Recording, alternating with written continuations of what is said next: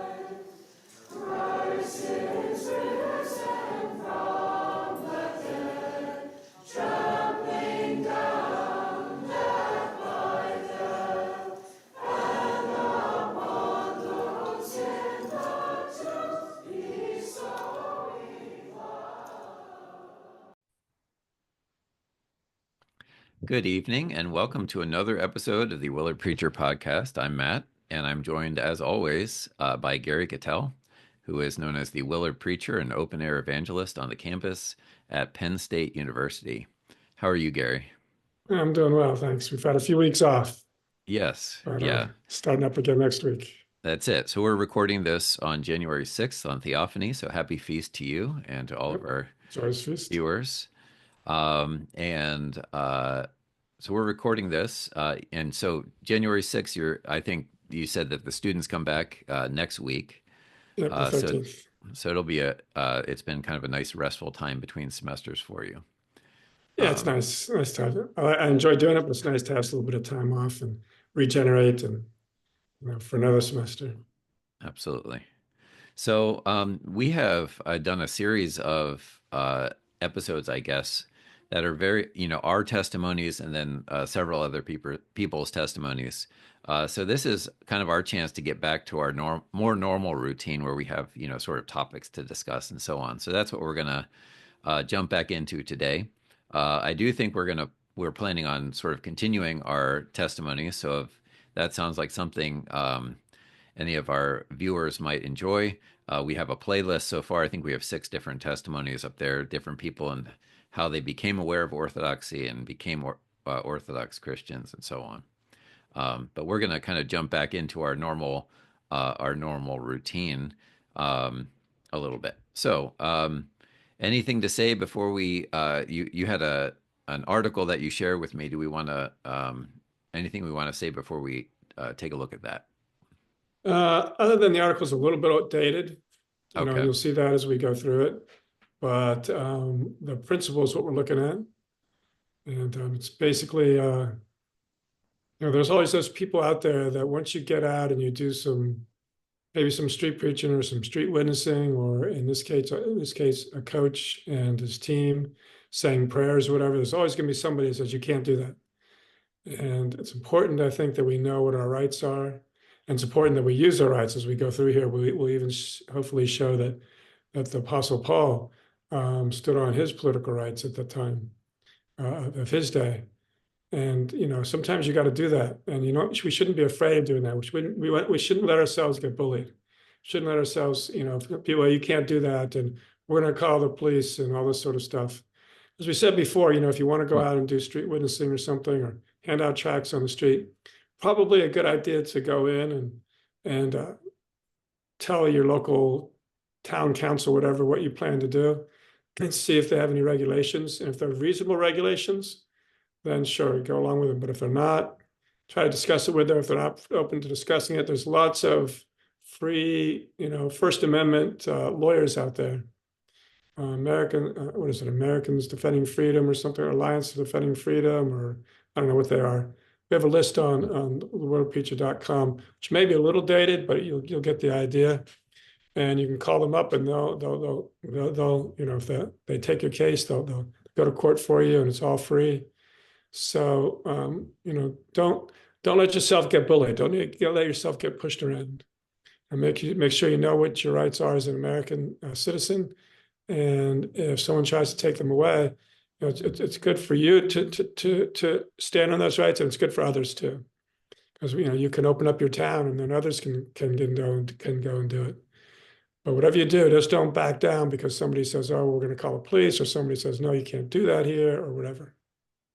So that's essentially we're going to look at this article. Okay, very good. So let me go ahead and share that then.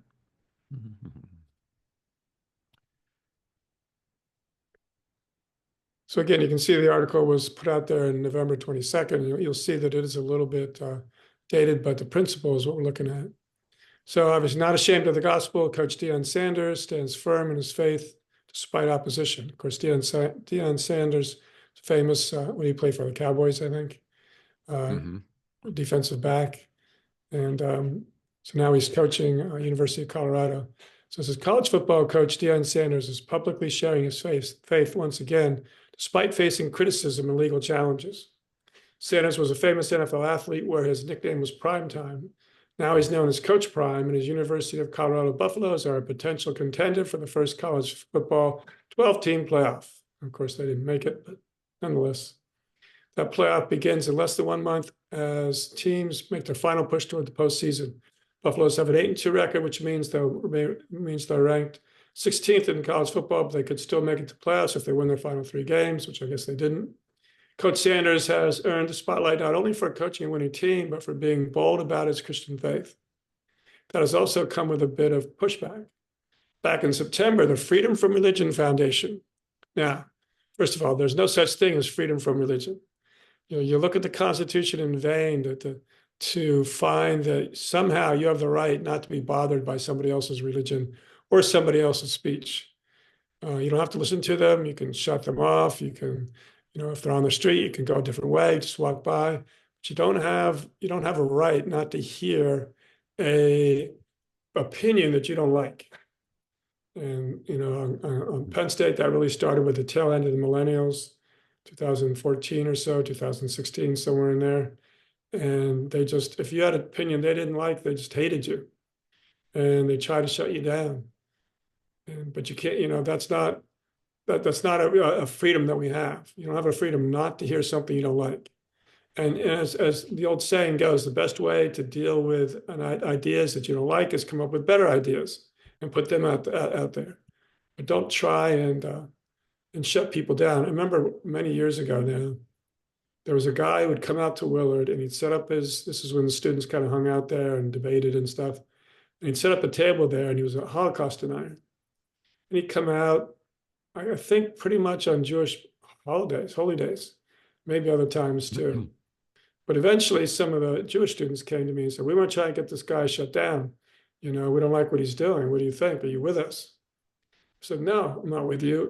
The best way to shut somebody like this down would be to challenge him to a debate, Schwab Auditorium, which is right across the way from Willard or somewhere, some classroom or somewhere, a big classroom, and challenge him to debate. Get your best Holocaust defender out there, challenge him to debate, show him to be wrong, and he won't come back again because he'll be embarrassed.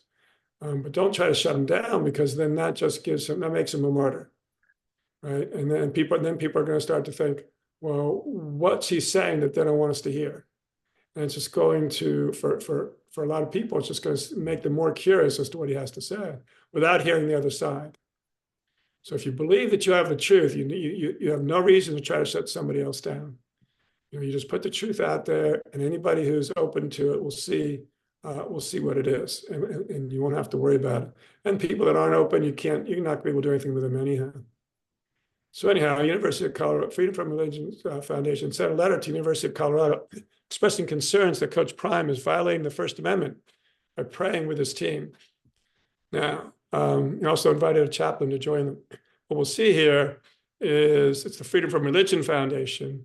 And oftentimes in the past, the Supreme Court, it's actually violating or kind of bastardizing the First Amendment, changing it to be what they want it to be and not what it really is. And we'll see that in a couple of minutes here, because we'll look at it and we'll look at a part of the Constitution too, which is very important. Sanders has been vocal about his Christian faith, and on Wednesday said he doesn't plan to stop. I'm not going to be ashamed of the gospel. That's what my Bible tells me. And I'm going to proclaim my Lord and Savior, Jesus Christ, whenever I want to. This is the attitude we need to have as Christians. Not to be, mean and ugly about it, but just have that sort of attitude like, hey, when it's appropriate or when I want to, I'm going to share my faith. And if you don't like it, that's all right. I don't have to pound you over the head with it, but I'm going to talk about it when I want to. And, you're not going to shut me down. Ain't nobody going to tell me not to give love and respect to my Lord and Savior that has blessed me, has pulled me up from the suicidal thoughts and a multiplicity of things you don't know. Now, just as an aside here, if you have suicidal thoughts, they're never your own. Human beings by nature don't want to kill themselves. So you can be going through bad times, and then demons can come and whisper into your ear. And demons are very good at this. They're good at whispering into your ear, putting thoughts inside your head, and you think that they are your own. So if you have suicidal thoughts, you want to get rid of them as soon as possible. Say, no, this is not what I'm about. This is not who I am. I'm not going to do this. It's basically a short ticket to hell, and you don't want to go down that road. And you don't have to go down that road. But we have to know that there are demons out there and there are angels out there, and the demons are trying to influence us to the evil. Angels are trying to influence us to the good. And we have to know that not every thought that comes into our head is necessarily ours. That, they can also come from the demons. So, meanwhile, the nonprofit legal group First Liberty Institute, there's one I think I tried to mention before, is defending the head coach's right to invite a chaplain to speak to the team, saying it's perfectly constitutional. Freedom from Religion Foundation fumbled the law, said First Liberty Institute senior counsel Keisha Russell. The United States has a robust and widely recognized tradition of both public prayer and chaplain programs dating back to the Continental Congress in 1776. So this has always been part of who we are as Americans. We can't lose this. If we lose this, we lose the freedom of religion. If we lose the First Amendment, we're my personal opinion, and it may not be right, is that as long as we have freedom to speak what we believe and what we think, that ultimately the truth wins out. And because, and it might not, and there are times when it doesn't, but as long as we're bold and we're willing to speak the truth, then it'll work out, hopefully. So the next one I want to look at is the First Amendment and the Declaration of Independence. Okay. So we can see what they really say. All right, this is what's called the Establishment Clause. And this is what the left always says, well, they're breaking the Establishment Clause whenever they don't like what you're saying, especially when it comes to religion in public places, especially in public schools. They made a big deal of this in public schools. And Supreme Court, unfortunately, has gone along with a lot of it, although they're starting to push back on it a little bit now. Look at what it actually says here. Congress shall make no law respecting an establishment of religion or prohibiting the free exercise thereof, or abridging the freedom of speech or the press or the right for the people to peacefully assemble and to petition the government for redress of grievances. So Coach Sanders is what he's praying with his team, and he has a chaplain in there, and they say, well, because it's a government school, then if he speaks about his religion, that's breaking the Establishment Clause of the Constitution and the First Amendment. Look what it really says here. Congress, the House of Representatives and the Senate, shall make no law. So that's a whole process you have to go through, right? The House, the Senate, they go back and forth. They finally get a bill, send it to the president, he has to sign it. He vetoes it. They can override the veto or not. Congress shall make no law respecting an establishment of religion or prohibiting the free exercise thereof, or abridging the freedom of speech. So for Coach Sanders to be breaking the First Amendment, it's impossible because he's not Congress. He's not making a law. He's not establishing a federal religion. If anything, the Freedom from Religion Foundation is trying to prohibit the free exercise thereof. Now, they're not using Congress to do it, but they're still trying to prohibit the free exercise of religion. But the important thing is that, there's always this debate. This has been on, I've had this debate with students on campus for decades. Because apparently what they're teaching at Penn State and probably most public schools is that they'll say, because this is what I hear from the students, and I assume they're hearing it from their teachers. They'll say that, there's what was I going to say? That society changes, the culture changes, and the Constitution has to keep up with the culture. Also becomes dated and it becomes meaningless. And their way of allowing the Constitution to keep up with the culture is for the Supreme Court to make rulings that, so they want the Supreme Court to look at the culture, look at the Constitution, see if the two things match up, and if they don't, they just say whatever they want to say, and you don't even need the Constitution after a while. It's to say to these students, why do we even have a Constitution? The Supreme Court can just make stuff up and put it out there because they're trying to stay up with the times, then do away with the Constitution. And if you don't like a law, just ask the Supreme Court if they like it or not. So it's a difference between those who say, no, we have to stay with the original intent, and those who say, no, we can change it. The way to change the Constitution is by the amendment process, right? This is the First Amendment. It's the amendment process. I don't remember exactly how it goes. It's something like 2/3 of the Senate or something, 2/3 of Congress, 2/3 of the states, whatever, have to agree on it. So it's a high bar. They're making sure that this is something that's not just fly by night. 51% want it. So that's how you change it. That's how you update it. That's how you keep up with the culture if you want to.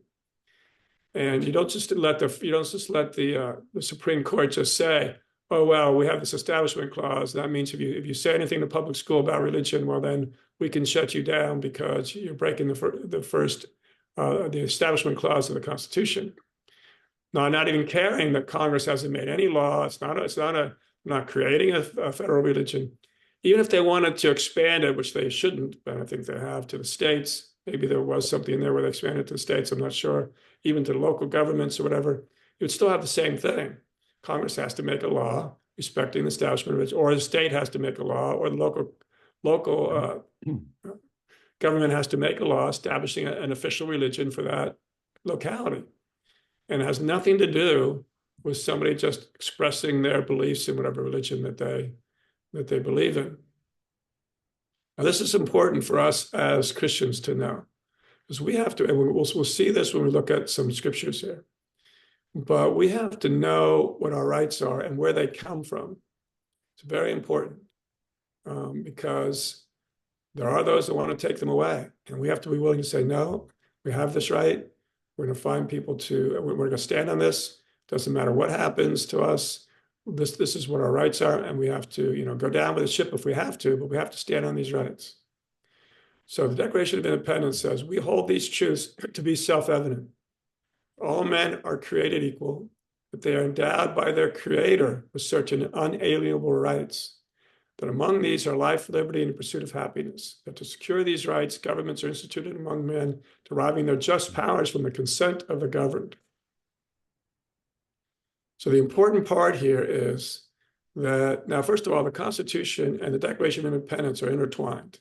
All right, the Declaration of Independence kind of gave us some big ideas, and then the Constitution kind of specified those ideas. So they're not two separate documents that don't interact with each other. But he said that we're endowed by our Creator with certain unalienable rights. That's extremely important. Because if God, that what they're saying is, now whether you believe this personally or not, doesn't matter if you're a Christian, because it's still the law of the land. It's still where we get our rights, and you can use them to your benefit. But what they said was, we are endowed by our Creator with certain unalienable rights. So the rights that they elucidate in the Constitution, there's only some of the first 10 amendments. There's only some of them. They just wanted to get the basic ones out there. But they say it comes from the Creator. It comes from God. So if our rights come from God, then man can't take them away. That's why this is so important. If they come from man, then man can take them away. And I think this was the thinking of our founding fathers. They just don't want to put something, well, we're giving you these rights. And then a future generation can say, well, we're taking these rights away. They come from God. They can't be taken away. And that's what we do. Again, whether you personally believe it or not, doesn't matter. But you'd be wise to stand on it when it comes down to it. And we as Christians would be wise to stand on this and say, look, this is what whether I believe it personally or not, this is what the law of the land is, that these rights come from our Creator. And you just can't, get a bunch of people in Washington, D.C. and take them away because you want to. And, if we don't do that, we're going to lose them. Or if we don't stand up for them, we're going to lose them. Or if we allow ourselves to be cowered into submission, we're going to lose them.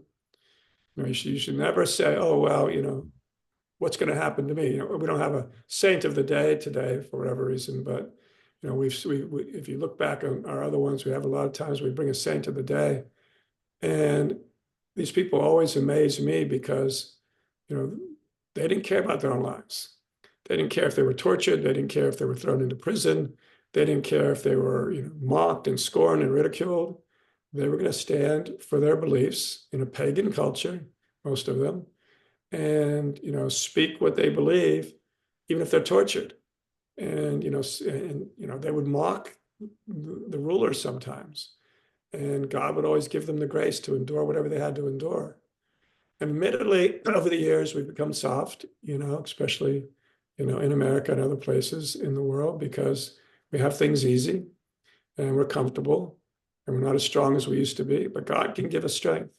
And whether we're as strong as we used to be or not, we still have to stand. And each generation, what was it, Ronald Reagan who said, we're one generation away from losing our rights. We're always one generation away.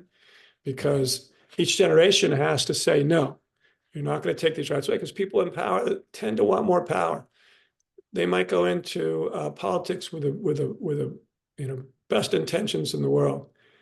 But I remember one time walking around the Capitol down in D.C., and it was just like oozing with power. You could just feel power coming out from everywhere, and people intoxicated on it. You could just see it in how they were acting and how they were talking and so on.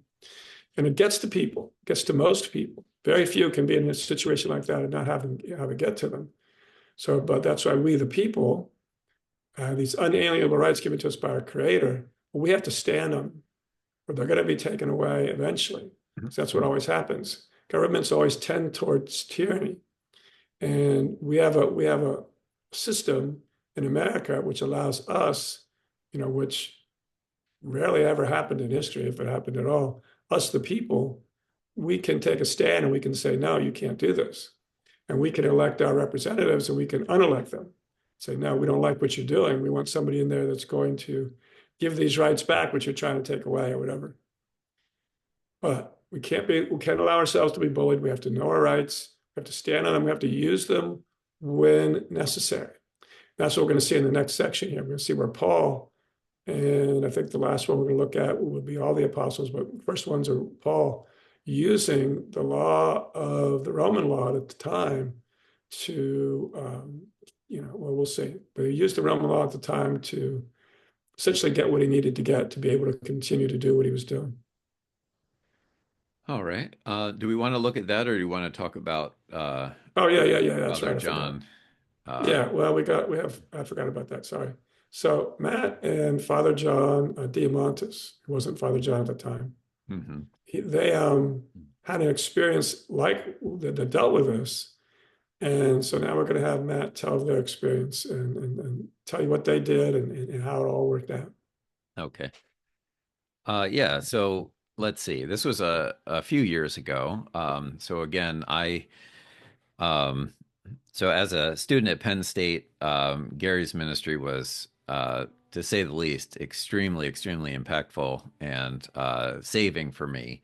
And so after I had graduated, um, I had the intention to see if I could do something similar elsewhere. And so that what that did is that brought me to Chicago with another friend of ours who is now also a priest, Father Alex. So we had moved to Chicago with the intention of seeing if we could get some campus evangelism, some campus preaching going on one of the schools there. We went to the University of Illinois at Chicago. So the main University of Illinois is in Champaign-Urbana, I think, which is further down south in the state. This was University of Illinois at Chicago. So University of Illinois, another just it's a state school. It basically is on it's right off the subway stop there. A lot of concrete, a lot of public sidewalks, and those sorts of things. So we had moved out there, I think, in 2004. It's been a little while. So this was probably the fall of then 2005, and our buddy John was getting ready to go back to seminary, and so he was spending some time with me over the summer, and then the school year started back up again, and this was probably the first or second day of the semester. A rare, pretty warm day in Chicago, and so we were sort of taking turns having things to say out on the campus itself. Again, we were outside of the main cafeteria student union building, which is kind of a typical place maybe that campus preachers like to locate. It really is just like a giant sidewalk coming across and coming out of the building. And so we were, this was probably we started at noonish, and so this was probably maybe getting closer to 1 o'clock in the afternoon. And we were saying a few things. I can't even recall exactly what it was, but something related to repentance and calling into question sort of our culture and those sorts of things.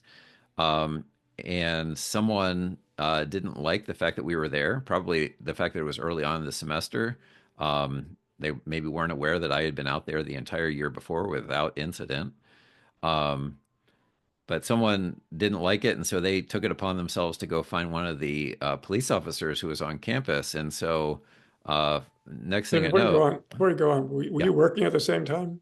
Did you have a job and working, or did you have money just to go out there and preach? I had worked for a few years to sort of save up and just really give it a go at the very beginning, and I think that's where we were. I think I did work a little bit in Chicago, but that was the main thing I was trying to do there, and was also receiving a few donations at that time as well. I was going to say, if you have a job or whatever, don't let that stop you. Right. There's always time off. You can go out a couple hours on a Yeah. weekend, or if you have a day off during the week or something. So you Yeah. don't have to be full time every day. You can just go out whenever you can go out. There's people at Right. Penn State that do that. They're not out there every day. They're just out there whenever they can. Yeah. And but they're trying to be consistent with it. But they can't be out there every day. So don't let that stop you if you want to go out and do something like this. Right. No, and now that I'm remembering it, I was working sort of an evening job. I was thinking probably something like 4 or 5 to 10, something like that. So I was able to be out there at like a good portion of the afternoon. And the reason why I'm remembering this now is because I no showed that day, and I had to call them up the next day and say, "Listen, here's what happened, and I would like to keep my job." And thank goodness I did. But anyway, that's just part of how that all fits together. Yeah, and So yeah, you have to kind of be willing to make that sacrifice. Huh? that's right. I That's mean, exactly it right. worked out for you, but you didn't know it was going to work out for you. No, we didn't know at all. And so, yeah, so a police officer, someone went up to a police officer, said, "I don't like what these guys are saying. Make them stop," essentially. And so, n- next thing you know, we were sort of being taken to the side, as in just, "Hey guys, can you come over here?"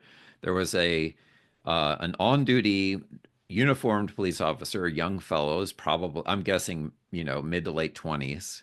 Um, Officer Murphy, if I recall correctly, just a young guy. And then there was clearly an older, non-uniformed, perhaps off-duty police officer um, who was also there. And so we were sort of trying to talk to these two police officers, and they basically said, "Guys, you can't be here. You can't. You're not students. You're not. You can't be here, and you can't speak here." And so we said, "Well, that doesn't make sense. Isn't this a public university? We have certain rights." And essentially, what happened in that interaction was, as the more we talked with them, and it was a pretty brief conversation, but the more we talked with them, the more the older police officer sort of was putting pressure on the younger police officer um, to act, basically. Um, and so at some point, this younger police officer said, "All right, guys, I don't want to hear anything more.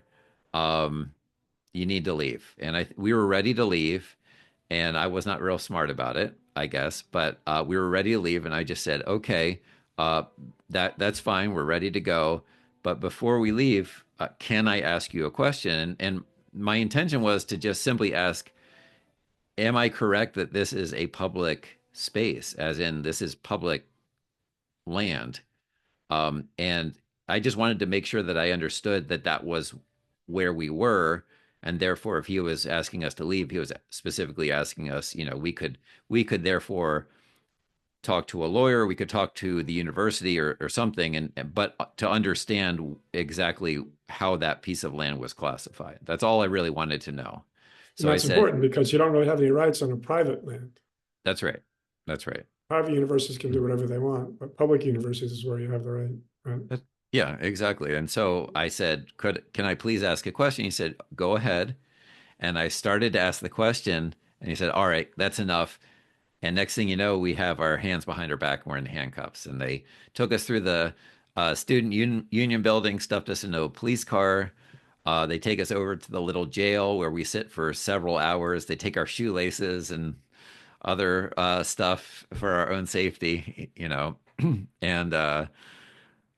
then I think probably, so this was we probably get over to the police station maybe 1:30, something like that. And maybe by like 9 o'clock at 8 or 9 at night, we are taken over sort of to the main holding jail, which was really quite a scene. We were, sort of in the intake area, and we're getting fingerprints, and we're getting our mug shots, and we're talking to some younger guys who had gotten picked up, and they were sort of letting us know the lay of the land, what to expect, and asking us why we were there. "Oh, we were there because we were uh, preaching on campus." And they're like, "Oh, that's BS, and that's not right." And so it was kind of interesting. We were finding some uh, sympathetic ears in the jail. Um, Eventually, they sort of lined us up and gave us bologna sandwiches to eat, and then processed us and put us in cells for a period of time. I think they let us out something like maybe 2:30 or 3 in the morning. Sent us home with the paperwork. So we had been there for quite a while. It was a lot of commotion in the jail, and we're going home on the subway, having gone through all this, and it's quite an experience. Um, but we're going home on the subway, and somebody saw that we sort of had like I don't remember, some kind of stamp or wristband or something that indicated that we had been processed in a jail. And someone sort of like gave us a little nod saying, "Oh, I see you there." uh, Respect kind of thing. Right. And then so then we got home. Um, and then probably the next day, I think we just had to figure out what to do because therefore we had a court date coming up. We didn't know what to expect. We were processed for criminal trespassing was the charge. This was I don't. just you and John, Father John. Father Alex wasn't there, I guess. Huh? That's right. Yeah, he was. He was married. He had a young family, and it probably was for the best that he didn't go missing. Yeah, Um, I think he was working at that time. right, Um, just for everybody's worry and safety and so forth. right. But yeah, I guess the next couple of days we probably spent just trying to figure out what to do in terms of maybe getting some legal representation. We were fortunately, like you were describing earlier, Gary, there are these different organizations that offer basically First Amendment rights protection um, and free legal counsel. And so we were able to get with one of those organizations, and we got in touch with a lawyer. Do you remember Um, which one? I can't remember what it was, um, but and I think probably what they did, that organization was we were in Illinois, so it was out of state, maybe in Tennessee, but they were able to sort of put us in touch with like some local counsel. Yeah. Um, and That then local council represents you for free, right? that's right, that's right. And Yeah. so that was a huge help. Um, and we went to our court date. Maybe I don't even. Maybe it might have been a month and a half later, something like that. Can't remember exactly, but when we did, our bishop and our priest and another priest, they were there in the courtroom with us, and so the judge was really happy about that. He said, "I wish more people who came in here had the sort of support that you guys do." And um, and, Is and that in Bishop turn, Job? what's Was that that? Bishop? Was that Bishop Job? Yes, that's right. Hmm. Oh, Yeah, of blessed memory. Yeah. yeah. Um, and so and more or less, I think our lawyer talked to the whoever the prosecuting attorney was, and they just sort of said, "Hey, what was going on here? Yeah, okay. Well, we've seen these guys this sort of thing before." And I think they were basically able to say, "Well, let's not prosecute. Let's drop the charges, um, and we'll just have them talk to the university and see what would be, admissible."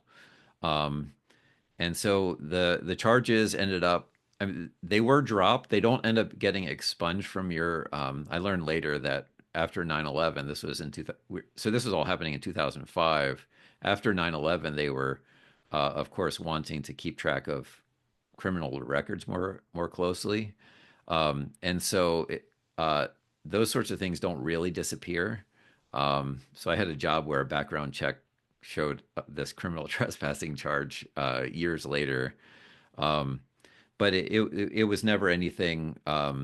We were never, I guess, ultimately charged or prosecuted in any way.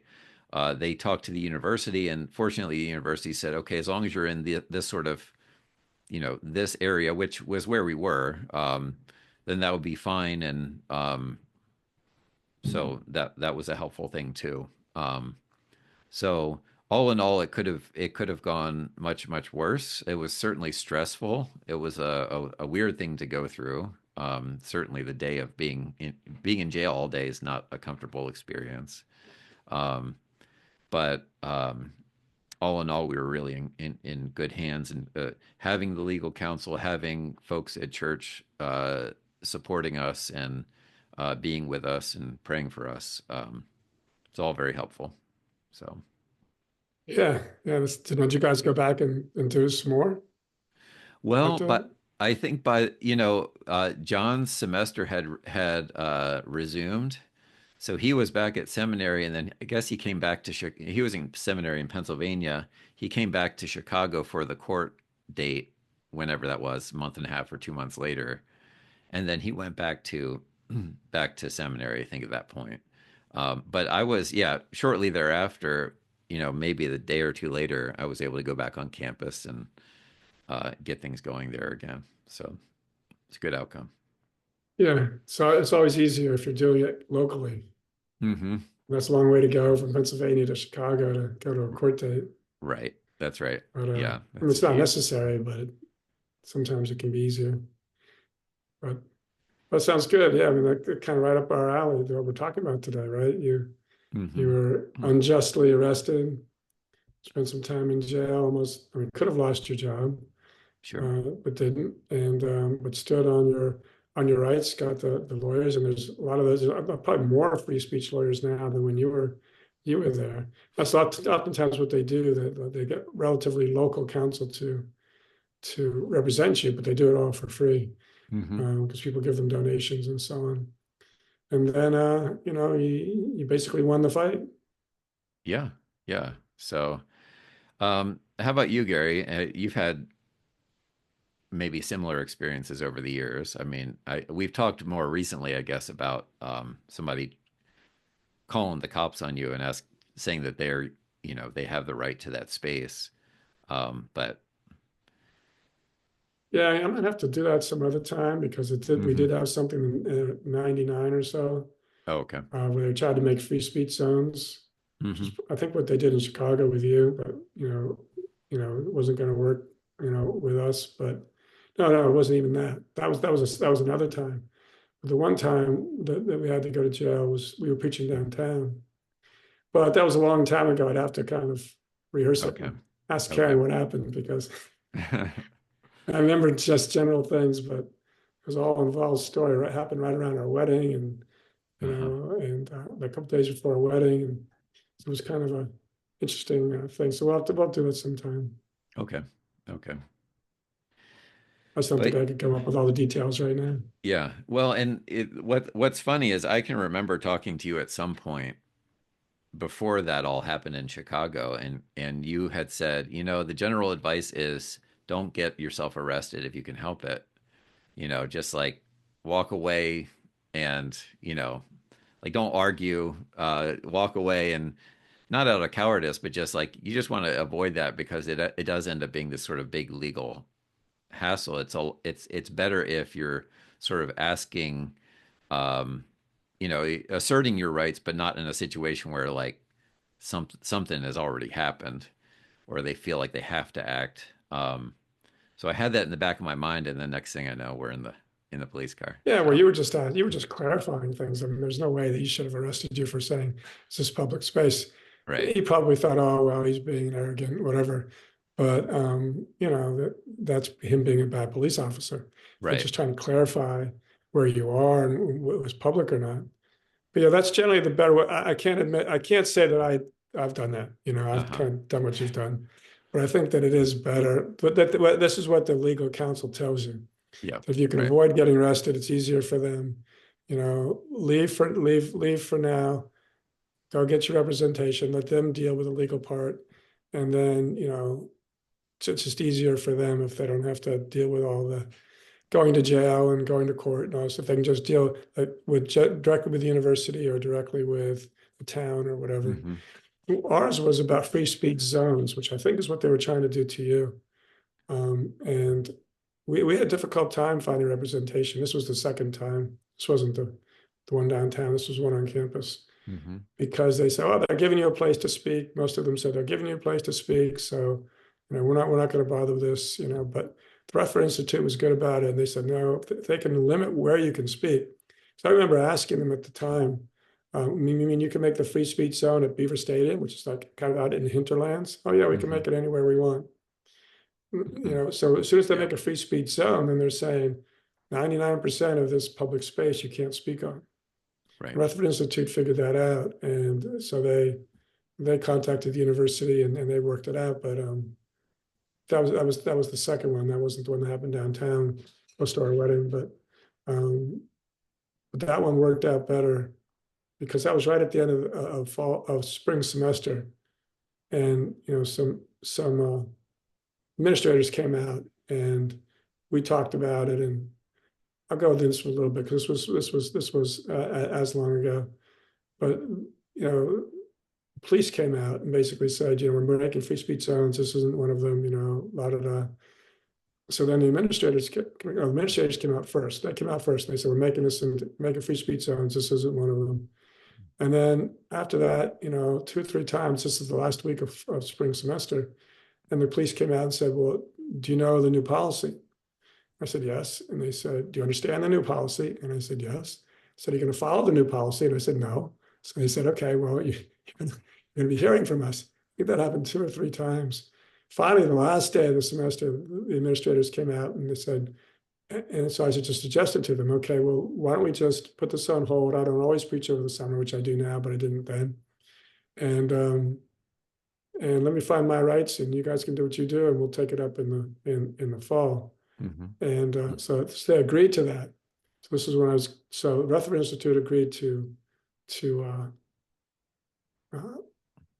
represent us, and it was getting right down to the end of the summer.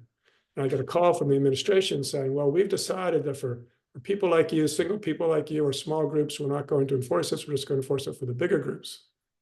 So I called the Rutherford Institute, the guy that was representing me, and he was amazed. He was like, no, this doesn't happen. This never happens. I can't believe they did this. We've never seen this happen before. But they sent a letter to the university just to make sure that somebody's watching them.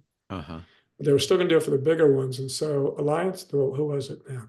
Some student group, I forget who they were right off the top of my head, but they decided to take the university to court because for the bigger group meetings. Mm-hmm. I couldn't do it because I didn't have standing anymore, but they did it and they won. And they basically, the Pennsylvania court said, federal court or Pennsylvania state court, I don't know where they went, probably federal court. So no, you can't do this. And so I haven't really had any problems with the university since then. Although the longer it goes from then, this was 1999 this was still 99. The longer it goes, and the more different presidents you get, the more forgetful they tend to get. Mm-hmm. So, but that was another time when, now back in the early 80s when the thing happened downtown, there was only the ACLU around. There wasn't all these other groups. And the ACLU didn't want to take it for, I think, obvious reasons. Mm-hmm. They're kind of trying to be a liberal group. That was a whole involved story that I'll have to get my memory jogged. Maybe we can talk about it someday. Okay, that sounds good. Mm-hmm. All right. Well, then let's turn back to, let's see, to Acts, which we were talking about. Here we go.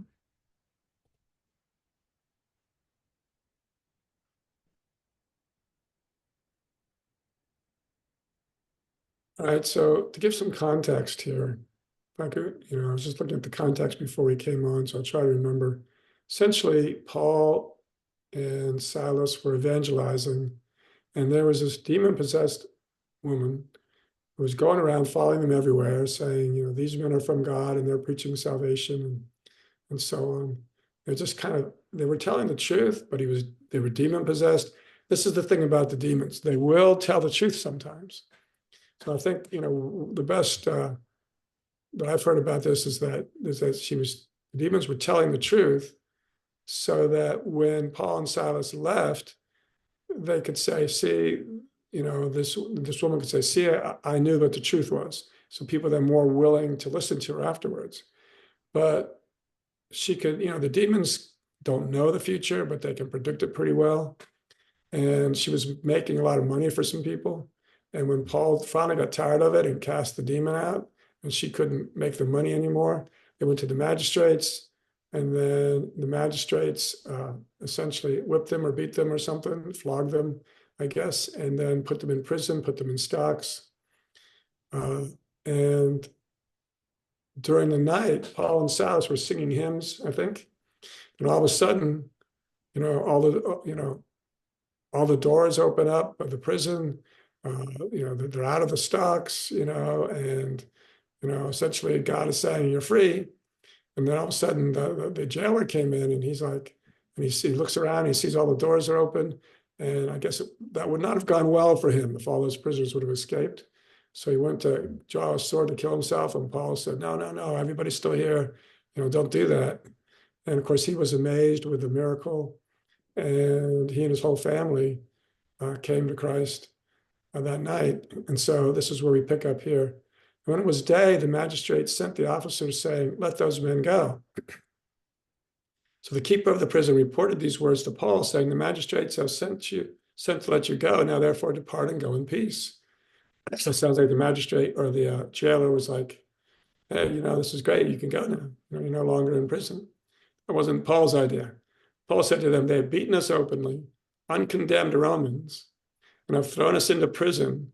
And now do they put us out secretly? No, indeed, let them come themselves and get us out." So, Paul wasn't having it. They essentially broke Roman law. And when you break Roman law, again, it doesn't go good for you. So they were probably, and it does say down here that they were afraid when they heard this. My guess is, this is just a guess on my part, Paul was doing this not just for them, but for any other Christian that came through there who was a Roman citizen, so that these people would know, hey, we can't just do this to anybody. We're going to get ourselves in trouble.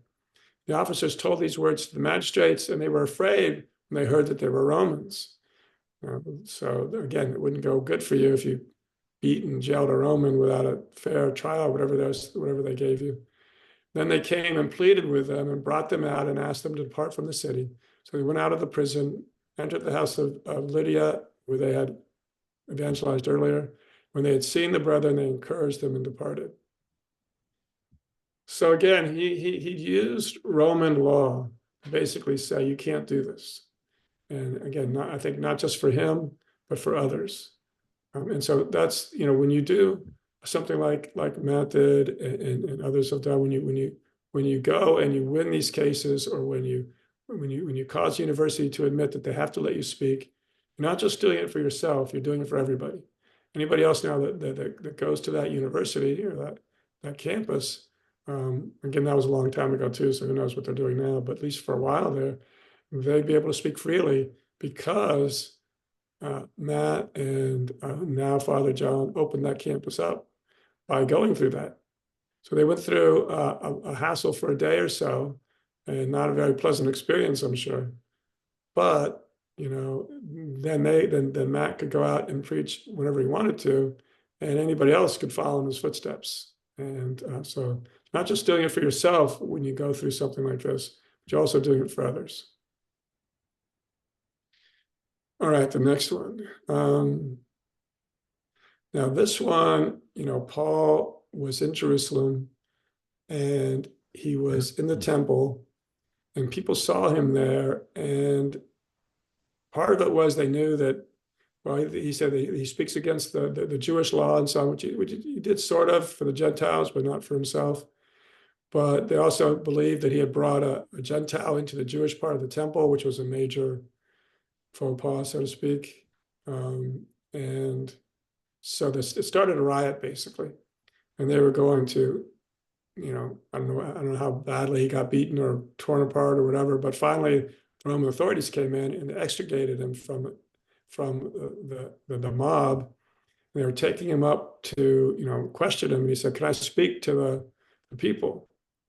And the commander said, "Yes, you can." And he got to a certain point, and then they started screaming and yelling again, and rioting again. So they whisked him away.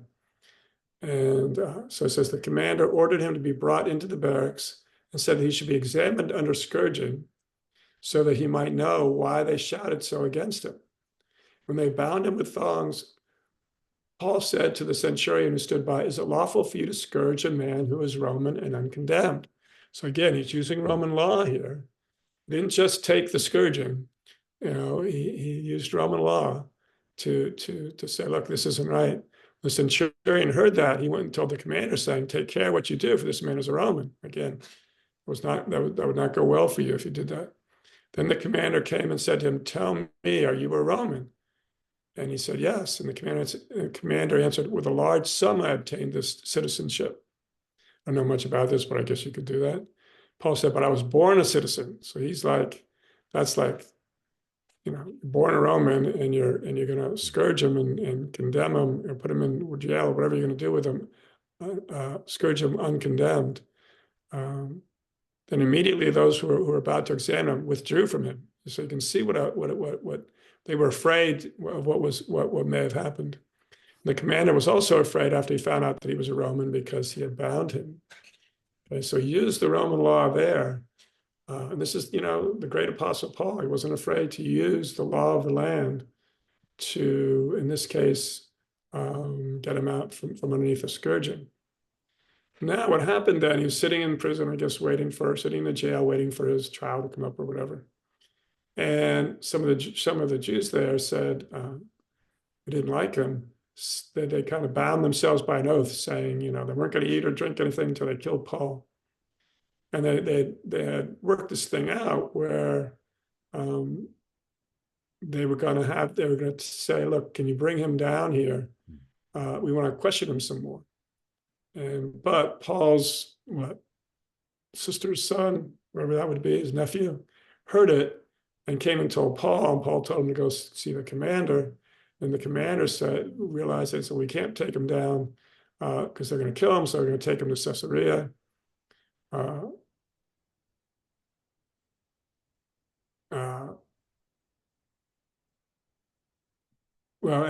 So he's in there answering to the authorities. And then, as we'll see here, some of the Jews that didn't like him decided to shout the same thing, and they want him. They say, "Hey, bring him down to Jerusalem so we can question him more." And again, they're just going to lay in wait to kill him. So it's we pick it up at that point. Now, when Festus had come, Festus was one of the authorities, had come to the province. After 3 days, he went up from Caesarea to Jerusalem. And the high priest and the chief men of the Jews informed him against Paul, and they petitioned him, asking a favor against him, that he would summon him to Jerusalem, where they lay in ambush along the road to kill him. Of course, they didn't tell Festus that they were going to kill him. That was the plan. Festus answered that Paul should be kept at Caesarea, and that he himself was going there shortly.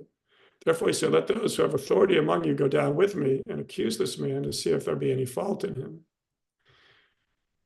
All right, now they have a little back and forth between Paul and Festus, I think. But Festus, wanting to do the Jews a favor, answered Paul and said, are you willing to go to Jerusalem and there be judged before me concerning these things? Paul said, now Paul knew what was going on. He knew that they wanted to kill him. So again, he uses Roman law here, and he says, I stand at Caesar's judgment seat where I ought to be judged. To the Jews I have done no wrong, as you very well know. For if I am an offender or have committed anything deserving death, I do not object to dying.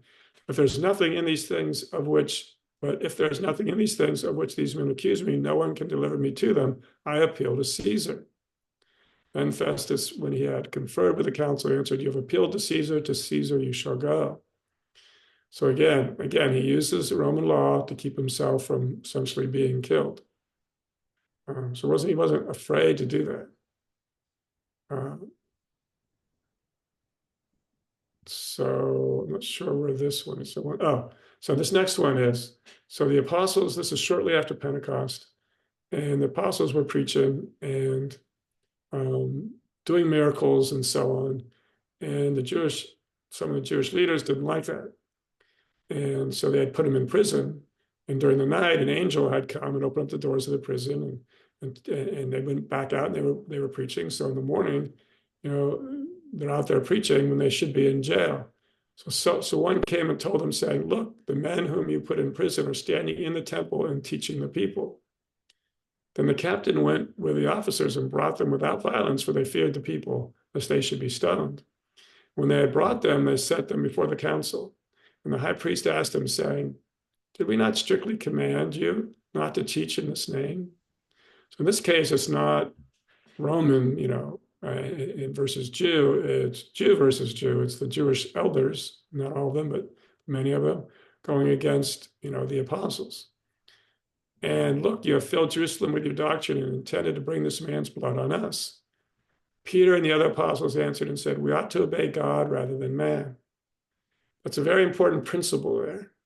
When it comes down to it, if church authorities or civil authorities or anybody is telling us to do something that goes against the faith always takes precedent over anything.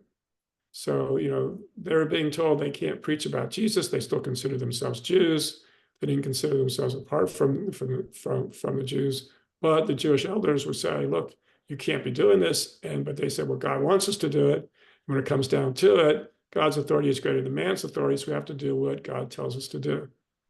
So I think, as time goes forward and we get closer and closer, I don't know how long it is, but closer to the Antichrist, or just closer to, maybe, places like America or other places, becoming more and more uh, anti-Christian. Eventually, it very well could be that we're told to do things that go against the faith, and there shouldn't be any question. We always have to obey God rather than man. And so that's the principle you always have to keep in mind. So Matt's out there preaching. God said to go out and preach the gospel. Jesus said to go out and preach the gospel to every creature, every person. So he's out there preaching. That's what God said to do. He's at a public university. So you've got both of these things going on when he was out there. You've got the civil law, which he's well within his rights to do it. Then you have the commandment of Jesus to go out and tell others about Christ. And that's the way he felt that God wanted him to do it. And so in the end, risked his job, risked other things, and something still on his record, but he had to obey God rather than man. And we all need to, we all should keep that in mind if we're Christians. That's the ultimate test. Is this something that God has told us to do? If it is, and somebody's trying to get us not to do it, we don't have to be arrogant. We don't have to be condescending. We don't have to be, confrontational or angry or whatever. We just have to say, no, this is what God has told us to do. And this is what we're going to do.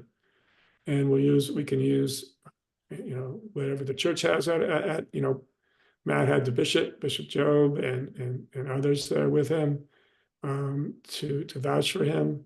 And you have the civil law there to vouch for him. And so we need to make use of both, and don't back down.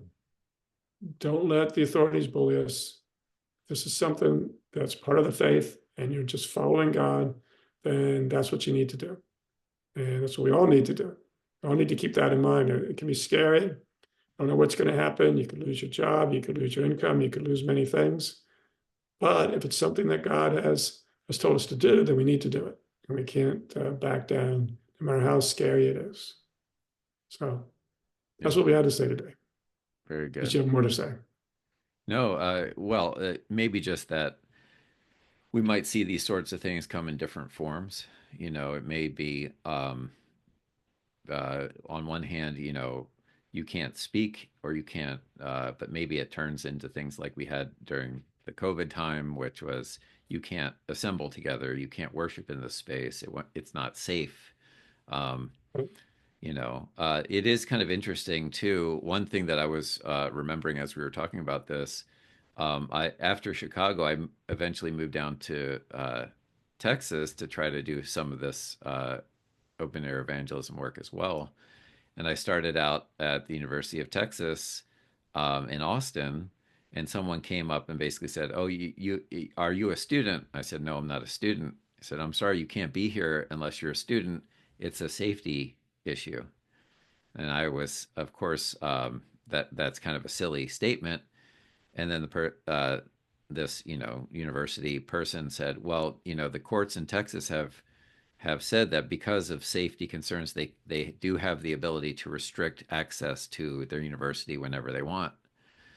So it's kind of the issue of safety. Some of these crazy terrorist acts or mass shootings and those sorts of things are kind of out there, such that we have these things in our mind, and therefore, in order to keep everyone safe, more fundamental things sometimes get shoved to the wayside. So that's just another couple of cents when it comes to these kinds of things. This sort of uh, we'll say, I don't know what the word is, oppression, I guess. This sort of oppression is bound to take sort of subtler forms uh, as we move forward. Yeah, and sometimes that's when you need to find a lawyer that can take it out of the state and take it to the Yeah, federal court. yeah. And the federal courts have been pretty good at that, Hmm. over the years. But they did that when they wanted to make the free speech zones, and they said, "Well, we're not going to make Willard a free speech zone." They said two things. They said, "Well, you're interrupting classes." So that was 99. So we've been there for 17 years. Hmm. Supposedly they couldn't carry on class for 17 years because we were out there. And they did the safety thing. Hmm. Well, because that's, you can see the opening to these podcasts, people sitting out there in the steps and so on. Sometimes it could get, pretty crowded out there. But if there's a fire, then people won't be able to get out of the building. I guess so.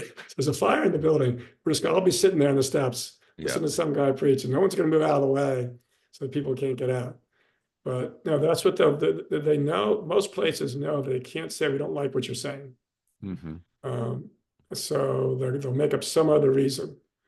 And if you find a good free speech lawyer, they'll know all these tricks, and they'll know that they can't use these tricks to squash free speech. Yeah, absolutely. Well, very good. Gary, I think we've said it all. Looks like it's getting a little late in State College. Always getting late in state college. So I'll say Christ is risen. Indeed, he is risen. And of course, we'll also say, I guess, Christ is baptized. In the And River Jordan. there we go. So have a good night, Gary. Yep, you too.